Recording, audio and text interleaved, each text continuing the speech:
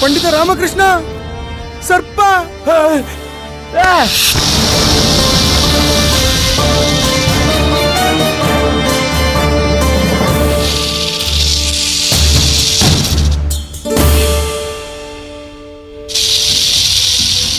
ಪಂಡಿತ ರಾಮಕೃಷ್ಣ, ನಿಮ್ಮ ಯೋಜನೆ ಸಫಲವಾದಂತೆ ಕಾಣುತ್ತಿದೆ. ಗುರುಜಿ, ರೂಪವತಿ. ರೂಪವತಿ? ಎಲ್ಲಿ ರೂಪವತಿ? ನಿಮ್ ಕೈಯಲ್ಲಿ. ಕೈ ಎತ್ತಿ.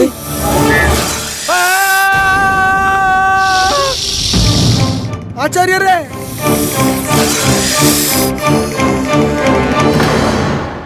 ಆಚಾರ್ಯರೇ, ಅದೇ ರೂಪವತಿ ನೀವು ಹಾವಾಡಿಗನಿಂದ ಆಯ್ಕೆ ಮಾಡಿದ್ದು. ಹುಷಾರು, ಇದು ಜೀವಂತವಾಗಿದೆ. ಇದು ಮೃತ್ಯು ಆಗೇ ಅಲ್ವಾ?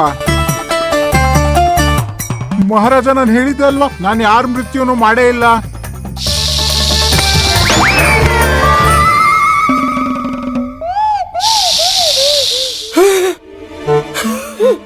ಅರ್ಥಾತ್ ರೂಪವತಿ ಬದುಕಿದ್ದಾಳೆಯೇ?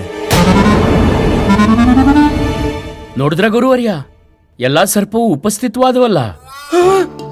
ಅದೇನು ಸತ್ಯವೇ, ಆದರೆ ಇವುಗಳಿಂದ ಮುಕ್ತಿ ಹೇಗೆ ಪಡೆಯುವುದು ಪಂಡಿತ ರಾಮಕೃಷ್ಣ? 1, 2, 3, 4 ಇದೇನು ಮಹಾರಾಜ? ಉಪಾಯಗಳು. 1, ಸರ್ವಪ್ರಥಮ ಒಂದು ಬೃಹತ್ ಚಾದಾರಿನ ವ್ಯವಸ್ಥೆ ಮಾಡಿ. ಚಾದರ್ ತಗೊಂಡು ಬಾ. 2, ಈ ಹಾವಾಡಿಗನಿಗೆ ಹೇಳಿ ಈ ಸರ್ಪಗಳನ್ನು ಇದರೊಳಗೆ ಕರೆತರಲು. ಹಾವಾಡಿಗ ಊದು.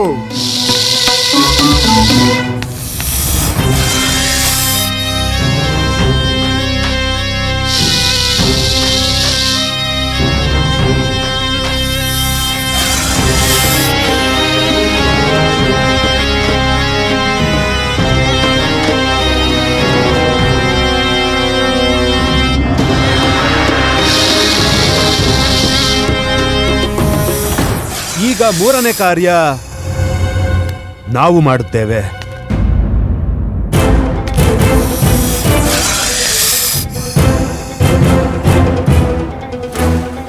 ಮಹಾರಾಜ, ಜಾಗೃತೆಯಾಗಿ, ಜಾಗೃತೆಯಾಗಿ.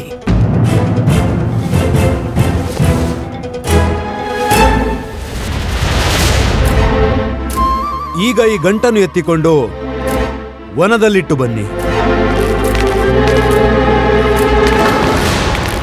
ಮಹಾರಾಜ, ನಮಗೆ ಈ ಪೂರ್ಣ ಪ್ರಸಂಗದಲ್ಲಿ ಒಂದು ವಿಷಯ ಅರ್ಥವಾಗುತ್ತಿಲ್ಲ.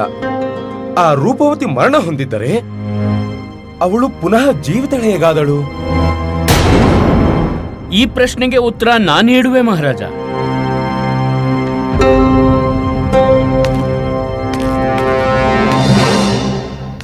ಮಹಾರಾಜ, ಈ ಕಲಾವತಿ ಯಾವ ನಾಗಿಣಿಯೂ ಅಲ್ಲ. ಇವಳು ಈ ಹಾವಾಡಿಗನ ಮಗಳು. ಈ ತಂದೆ ಮಗಳು ಇಬ್ರು ಠಕ್ಕರು. ಇಬ್ರು ಬೇರೆ ಬೇರೆ ನಗರಕ್ಕೆ ಹೋಗ್ತಾರೆ. ಅಲ್ಲಿನ ಮುಗ್ಧ ಜನರ ಮನದಲ್ಲಿ ಸರ್ಪಗಳ ಭಯ ಉತ್ಪನ್ನ ಮಾಡ್ತಾರೆ. ಇವರು ಎಲ್ಲಾ ಧನ ಸಂಪತ್ತನ್ನು ಇದೇ ರೀತಿ ಗಳಿಸ್ತಾರೆ. ಮತ್ತೆ ಈಗ ಇವರ ಮನದಲ್ಲಿ ಎಷ್ಟು ದೊಡ್ಡ ಲಲಾಸೆ ಬಂತಂದ್ರೆ ಇವರು ರಾಜಕೋಶದಿಂದ ಧನ ಪ್ರಾಪ್ತಿ ಮಾಡಿಕೊಳ್ಳಲು ನಾಟಕ ರಚಿಸಿದ್ರು.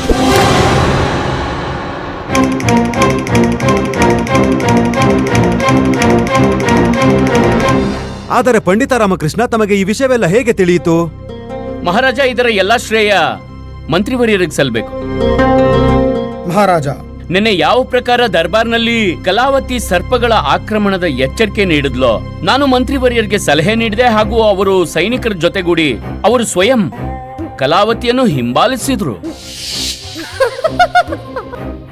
ಪಿತಾಶ್ರೀ, ಈಗ ನೀವು ವಿಜಯನಗರದಿಂದ ಪಲಾಯನ ಮಾಡಿ ತುಲಾಭಾರ ಮುಗಿದ ಮೇಲೆ ಸಂಪೂರ್ಣ ಸ್ವರ್ಣದ ಜೊತೆಗೆ ಮುಂದಿನ ರಾಜ್ಯದಲ್ಲಿ ಸಿಗುತ್ತೇನೆ. ನಿಲ್ಲಿ.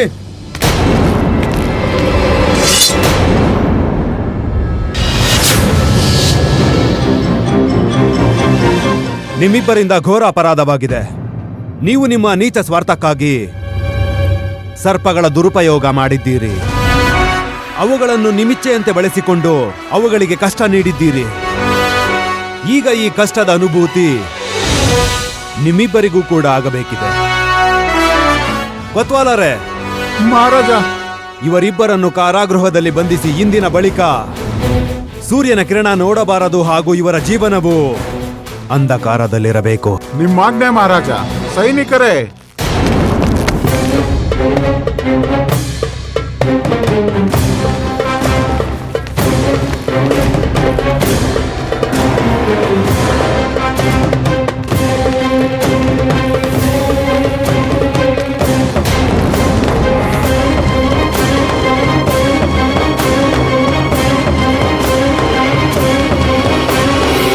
ಪಂಡಿತ ರಾಮಕೃಷ್ಣ, ಮಹಾರಾಜ, ನೀವಿಂದು ವಿಜಯನಗರ ರಾಜ್ಯವನ್ನು ಬಹುದೊಡ್ಡ ಹಾನಿಯಿಂದ ರಕ್ಷಣೆ ಮಾಡಿದ್ದೀರಿ.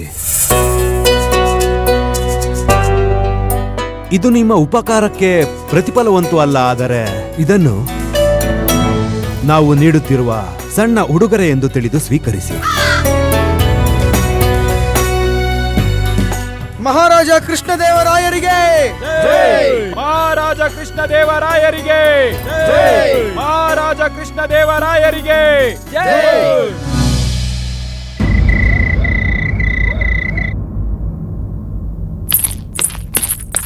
ವಾಹ್, ನಿನ್ನೆ ರಾತ್ರಿ ಸರ್ಪ ಸರ್ಪ ಅಂತ ಕೂಗಾಡ್ತಾ ಭಯಭೀತರಾಗಿ ಇಡೀ ಮನೆಯನ್ನೇ ತಲೆ ಮೇಲೆ ಹೊತ್ಕೊಂಡಿದ್ರು. ಆದ್ರೆ ಇವತ್ತು ನಾಯಕರ ರೀತಿ ಎದೆ ಉಬ್ಬಿಸ್ಕೊಂಡು ಹೇಗ್ ಕೂತಿದಾರೆ ನೋಡಿ. ಸರಿ ಸರಿ, ಭಯಭೀತನಾದ್ರೆ ಏನಂತೆ?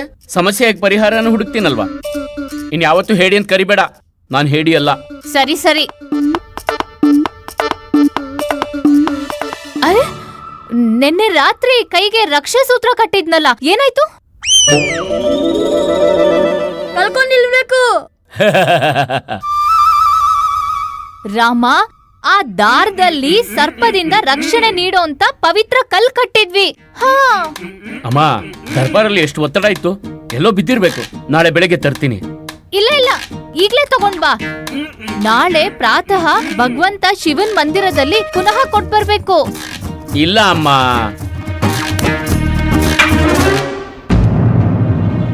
ಓ, ಈಗ ದರ್ಬಾರ್ಗೆ ಒಬ್ಬನೇ ಹೋಗಕ್ಕಾಗಲ್ಲ.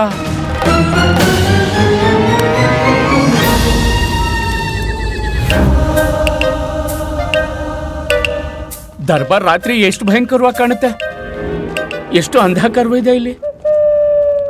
ಲಾಮ, ಈ ಸ್ವಲ್ಪ ಮತ್ತೆ ಬಂದ್ರೆ ನಾವೇನ್ ಮಾಡೋದು? ಸುಮ್ನಿರು ಗುಂಡಪ್ಪ, ನನ್ ಹೆದರ್ಸ್ಬೇಡ. ಹೌದಾ? ಮನೇಲಿ ದೊಡ್ಡ ಶೂರ ವೀರ ತರ ಆಡ್ತಿದ್ರಿ, ದೊಡ್ಡಾಗ್ ಜಂಬ ಕೊಚ್ಕೋತಿದ್ರಿ. ನಾನು ವಿಜಯನಗರವನ್ನ ಸರ್ಪಗಳಿಂದ ಕಾಪಾಡ್ಬಿಟ್ಟೆ ಅಂತ. ಇದೇನು? ಅರೇ ಅಮ್ಮ, ಬಿಟ್ಬಿಡು. ರಕ್ಷಾಸೂತ್ರ ನಾಳೆ ಬಂದು ಹುಡ್ಕೋಣ, ನಡಿ. ಅದೆಲ್ಲ ಬೇಡ. ಆ ಸುರಕ್ಷಾ ಸೂತ್ರದಲ್ಲಿ ಅತ್ಯಂತ ಪವಿತ್ರವಾದ ಕಲ್ಲಿದೆ. ನಡಿ, ಹುಡ್ಕೋ ಅದನ್ನ.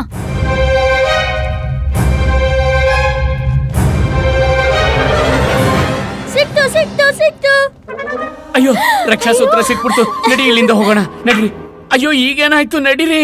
ಇದು ಕೇವಲ ರಕ್ಷಾ ಸೂತ್ರ. ಇದ್ರಲ್ಲಿ ಕಟ್ಟಿದ್ ಕಲ್ಲೆಲ್ಲಿ? ಅಮ್ಮ, ಹೋಗ್ಲಿ ಬಿಡು, ನಾಳೆ ಹುಡ್ಕೋಣ, ನಡಿ. ಇಲ್ಲ, ಈಗ್ಲೇ ಹುಡ್ಕು. ಅಮ್ಮ, ಓ ನಡಿ.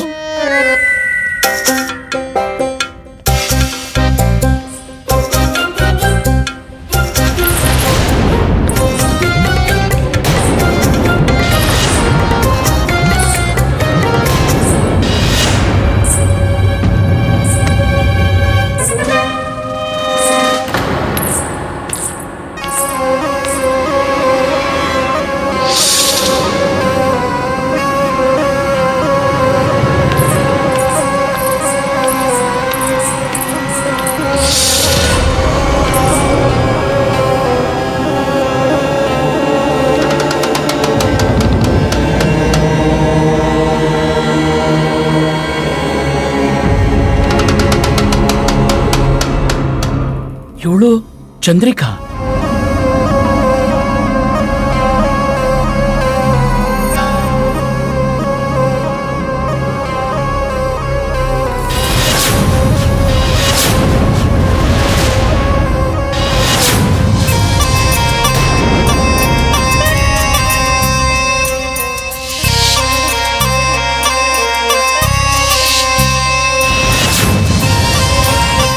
ಇವಳಂತೂ ಸ್ವಲ್ಪ ಹೊತ್ತೆಲ್ಲ ವಾಸನೆ ನೋಡಿ ಹಾಲು ಕುಲಿತಾ ಇದ್ದಾಳೆ.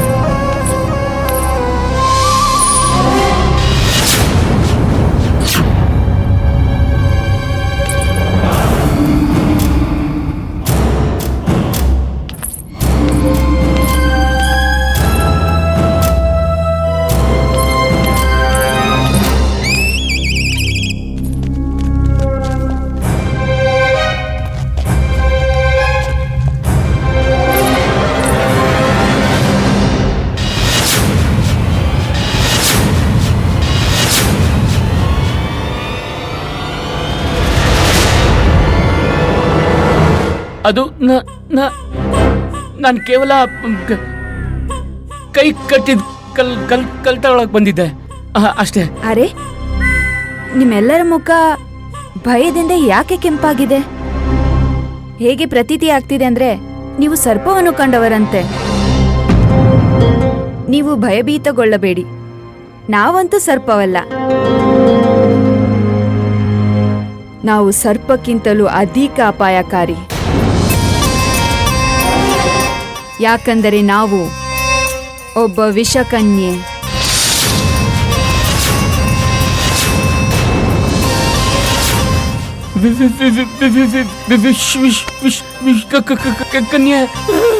ನಮ್ಮ ಶರೀರದ ಕಣಕಣದಲ್ಲೂ ಎಷ್ಟು ವಿಷವಿದೆ ಎಂದರೆ ನಿಮ್ಮ ಸಂಪೂರ್ಣ ವಿಜಯನಗರದ ವಾಸಿಗಳ ಜೀವನದ ಅಂತ್ಯ ಮಾಡಬಹುದು. ಇದರ ಅರ್ಥ ಏನಂದ್ರೆ ಹೋಳಿಯ ದಿನ ಆ ಪಾಯಸದಲ್ಲಿ ವಾಸ್ತವವಾಗಿ ವಿಷ ಇತ್ತು, ಹಾಗೂ ಅದನ್ನು ಮಹಾರಾಜರ ಪ್ರಾಣಹರಣ ಮಾಡಲು ನೀಡಿತು. ಕೃಷ್ಣದೇವರಾಯ ಅಂತೂ ಇಷ್ಟೊತ್ತಿಗೆ ಸ್ವರ್ಗವಾಸಿ ಆಗ್ತಿದ್ರು. ಆದರೆ ಆ ದಿನವು ನಿನ್ನ ಹಾಗೂ ಆ ತಥಾಚಾರ್ಯನ ಮೂರ್ಖತನದ ಕಾರಣ ಆ ಪಾಯಸ ನೆಲದ ಮೇಲೆ ಚೆಲ್ಲೋಯ್ತು, ಹಾಗೂ ಕೃಷ್ಣದೇವರಾಯನ ಜೀವ ಉಳಿತು. ಭಾಗ್ಯಶಾಲಿ ನಿಮ್ಮ ಕೃಷ್ಣದೇವರಾಯ. ಅವನು ಇಲ್ಲಿವರೆಗೆ ನಮ್ಮ ಪ್ರತಿ ಆಕ್ರಮಣದಿಂದ ಪಾರಾಗಿ ಹೋಗಿದ್ದಾನೆ. ಆದ್ರೆ ಈಗಾಗದು.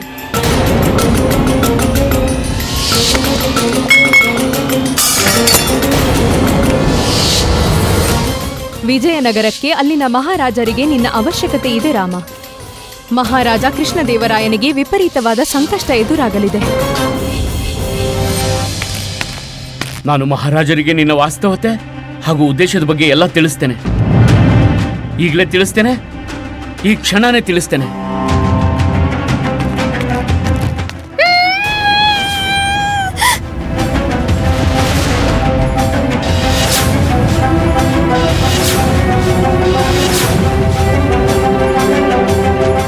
ಏಕೆ ನಿಂತೆ? ಹೋಗು ನಿಮ್ಮ ಮಹಾರಾಜರ ಬಳಿ. ನನಗನಿಸುತ್ತದೆ ನಿನಗೆ ನಿನ್ನ ಪರಿವಾರದವರ ಜೀವದ ಬಗ್ಗೆ ಯಾವ ಚಿಂತೆಯೂ ಇಲ್ಲ ಅಂತ.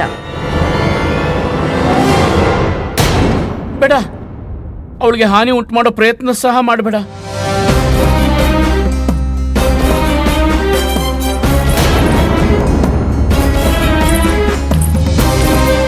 ನೀನು ನಿಲ್ಲು ರಾಮಕೃಷ್ಣ. ಕೃಷ್ಣದೇವರಾಯನಿಗೆ ನೀನೇನಾದರೂ ತಿಳಿಸಲು ಪ್ರಯತ್ನಿಸಿದರೆ ನಾನು ನಿನ್ನ ಪರಿವಾರದ ಎಲ್ಲ ಸದಸ್ಯರನ್ನು ಹತ್ಯೆ ಮಾಡುವೆ.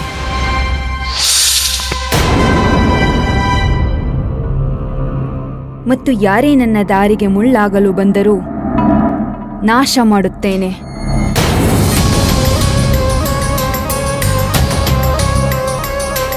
ನನ್ನ ಶ್ವಾಸದಲ್ಲಿ ಎಷ್ಟು ವಿಷವಿದೆ ಎಂದರೆ ಒಂದೇ ಕ್ಷಣದಲ್ಲಿ 100 ವ್ಯಕ್ತಿಗಳ ಹತ್ಯೆ ಮಾಡಬಹುದು. ಯೋಚಿಸು ರಾಮಕೃಷ್ಣ. ನಿಮ್ಮೆಲ್ಲರ ಹಿತಕ್ಕಾಗಿ ಈಗ ನೀವೆಲ್ಲ ಶಾಂತವಾಗಿ ನಿಮ್ಮ ನಿವಾಸಕ್ಕೆ ಮರಳಿಬಿಡಿ, ಹಾಗೂ ನಿಮ್ಮ ಬಾಯನ್ನು ಮುಚ್ಚಿಕೊಂಡಿರಿ. ಇಲ್ಲ ಇಲ್ಲ, ಒಂದು ವೇಳೆ ನೀನು ಕೃಷ್ಣದೇವರಾಯನಿಗೆ ಯಾವುದೇ ಸಮಯದಲ್ಲಿ ಸತ್ಯ ಹೇಳಲು ಪ್ರಯತ್ನಿಸಿದರೂ ಅದು ನಮಗೆ ತಿಳಿದು ಬಿಡುತ್ತದೆ. ನಾವಾಗ ಸಿಕ್ಕವರನ್ನು ಕೊಲ್ಲುತ್ತಾ ಹೋಗುತ್ತೇವೆ. ಮಹಾರಾಣಿ ಚಿನ್ನದೇವಿ, ಮಹಾರಾಣಿ ತಿರುಮಲಾಂಬ, ಅದರ ನಂತರ ನಿನ್ನ ಪೂರ್ಣ ಪರಿವಾರ. ಒಂದು ವೇಳೆ ನೀನು ನಮ್ಮ ಬಗ್ಗೆ ಯಾರಿಗೇ ಸೂಚನೆ ನೀಡಿದರೂ ನಾನಾಗ ಸಂಪೂರ್ಣ ವಿಜಯನಗರವನ್ನೇ ಸಮಾಪ್ತಿ ಮಾಡಿಬಿಡುವೆ. ನೋಡು ನಮ್ಮ ಶಕ್ತಿಯನ್ನು.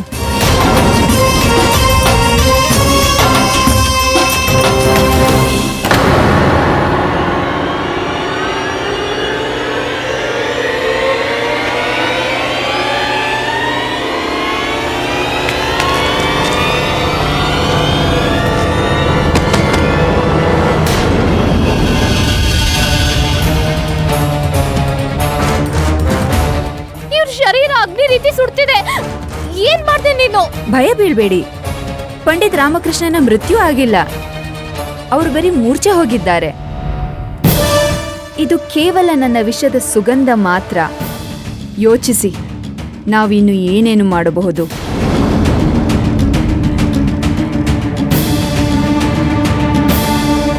ಈಗ ಸುಮ್ಮನೆ ನೀವೆಲ್ಲ ನಿಮ್ಮ ಮನೆಗೆ ಹೋಗಿ ಯಾವುದೇ ತರದ ಚತುರತೆ ತೋರುವ ಪ್ರಯತ್ನ ಮಾಡದಿರಿ.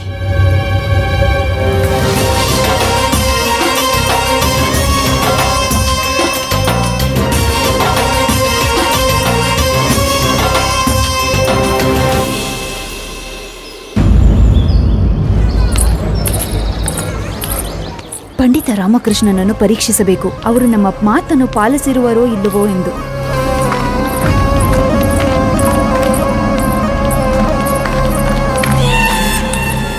ಪ್ರಾತಃ ಕಾಲವೇ ಚಂದ್ರಿಯ ದರ್ಶನ.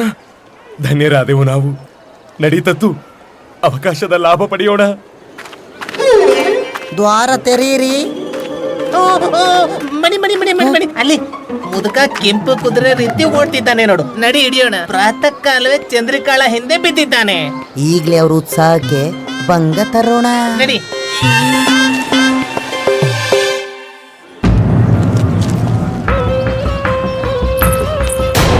ಈ ಮುದುಕ ತಮ್ಮ ಶಿಷ್ಯರೊಂದಿಗೆ ಯಾಕೆ ನನ್ನ ಹಿಂದೆ ಬಿದ್ದಿದ್ದಾನೆ?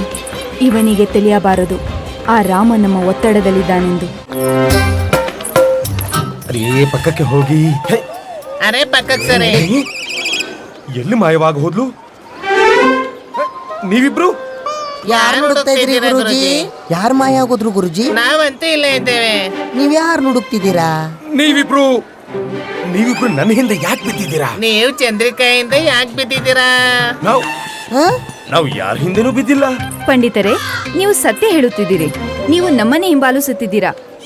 ಸತ್ಯವಚನ ಮಾಡ್ತಿದ್ರಲ್ಲ? ಇಲ್ಲ, ನಾವು ಯೋಚಿಸಿದ್ವಿ. ನಾವು ಯೋಚಿಸಿದ್ವಿ ನಿಮ್ಮನ್ನ ಭೇಟಿ ಮಾಡಿ ಮಾತಾಡೋಣ ಅಂತ, ಹಾಗೂ ನಿಮ್ಮ ಜೊತೆ ಕುಳಿತು ಹುಳಿ ಹುಳಿಯಾದ ಕಿತ್ತಳೆಯ ರಸವನ್ನ ಸವಿಯೋಣ ಅಂತ. ಹೌದಾ? ನಿಮಗೆ ಗೊತ್ತಾ ಚಂದ್ರಿ, ಈ ಹಸಿ ಹಸಿರಾದ ಹುಳಿ ಹುಳಿಯಾದ ಕಿತ್ತಳೆಯನ್ನ ಕತ್ತರಿಸಿ ಉಪ್ಪು ಖಾರ ಬೆರೆಸಿ ತಿನ್ನೋದ್ರಲ್ಲಿ ಅತ್ಯಂತ ಆನಂದ ಪ್ರಾಪ್ತಿಯಾಗುತ್ತದೆ. ಉಪ್ಪು? ನಾವಂತೂ ಉಪ್ಪು ಸೇವಿಸುವುದಿಲ್ಲ. ಯಾಕೆ? ನಮ್ಮ ಮಾತಿನ ಅರ್ಥ, ಈ ಹುಳಿಯಾದ ಕಿತ್ತಳೆ ಅಂದ್ರೆ ನಮಗಂತೂ ಇಷ್ಟ ಇಲ್ಲ. ಹೌದಾ? ಅಡ್ಡಿ ಇಲ್ಲ ಬಿಡಿ. ನೀವು ನಮಗೀಗ ತಿಳಿಸಿ ನೀವು ಏನು ಸೇವನೆ ಮಾಡುತ್ತೀರಾ ಅಂತ. ನಾವು ಅದನ್ನೇ ತಂದು ನಿಮಗೆ ಕೊಡ್ತೀವಿ ಚಂದ್ರಿ. ಅದು ಅಲ್ಲಿ ನೋಡಿ, ಪೇರಳೆ ಹಣ್ಣಿನ ಮರ. ಎಲ್ಲಿ? ಪಂಡಿತರೇ, ಅಲ್ಲಿ ಪಂಡಿತರೇ, ಅಲ್ಲಿ. ಅದರಲ್ಲಿ ದೊಡ್ಡ ದೊಡ್ಡ ರಸಭರಿತ ಪೇರಳೆ ಇದೆ. ಅದನ್ನು ನಮಗೆ ತಂದು ಕೊಡಿ. ಅವಶ್ಯವಾಗಿ. ಆದರೆ ಚಂದ್ರಿ, ಈ ವೃಕ್ಷವೇನೋ ಇದೆ, ಆದರೆ ಒಂದು ಪೇರಳೆಯೂ ಕೂಡ ಕಾಣುತ್ತಿಲ್ಲವಲ್ಲ ನಮಗೆ. ಅಯ್ಯೋ, ಈ ಚಂದ್ರಿಕಾ ಎಲ್ಲಿ ಮಾಯವಾಗಿ ಹೋದ್ಲು? ಈ ಚಂದ್ರಿಕಾ ಎಲ್ಲಿ ಮಾಯವಾಗಿ ಹೋದ್ಲು?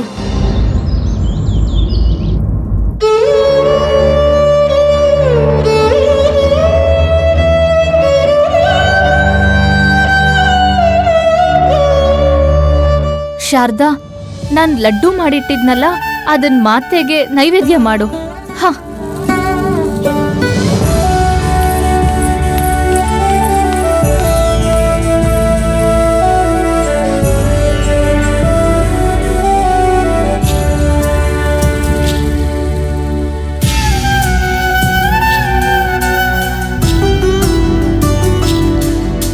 ಹೇ ಮಾತೆ, ರಾಮ, ಮಹಾರಾಜ ಹಾಗೂ ಎಲ್ರನ್ನೂ ಆ ವಿಷಕನ್ನೆಯಿಂದ ರಕ್ಷಣೆ ಮಾಡಿ.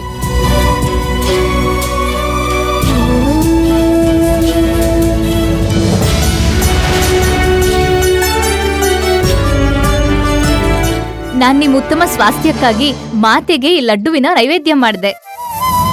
ಈ ಪ್ರಸಾದದ ಅವಶ್ಯಕತೆ ಮಹಾರಾಜರಿಗೆ ಬಹಳವಿದೆ. ಈಗ ಮಾತೇನೆ ಅವರನ್ನು ರಕ್ಷಿಸ್ಬೇಕು. ಹೌದಮ್ಮ, ನಿಮ್ ಮಾತು ಅಕ್ಷರಶಃ ಸರಿ. ಆದ್ರೆ ಈ ಪ್ರಸಾದನ ಅವ್ರಿಗೆ ತಲುಪಿಸೋದ್ ಯಾರು? ಜ್ವರದಿಂದ ಇವ್ರ ಮೈ ಸುಡ್ತಿದೆ. ಇವ್ರಲ್ಲಿಗೆ ಹೇಗ್ ಹೋಗಕ್ ಸಾಧ್ಯ? ಒಂದ್ ವೇಳೆ ಇವ್ರಲ್ಲಿಗೆ ಹೋದ್ರು ಕೂಡ ಆ ವಿಷಯಕ್ಕನ್ನೇ ಗೊತ್ತಾಗ್ಬಿಟ್ರೆ? ಚಿಂತೆ ಬೇಡ. ನಮಗೆ ಪಂಡಿತ ರಾಮಕೃಷ್ಣರ ಮೇಲೆ ಯಾವ ಸಂದೇಹವೂ ಇಲ್ಲ. ವಿಷವೇ ನನ್ನ ಶಸ್ತ್ರ.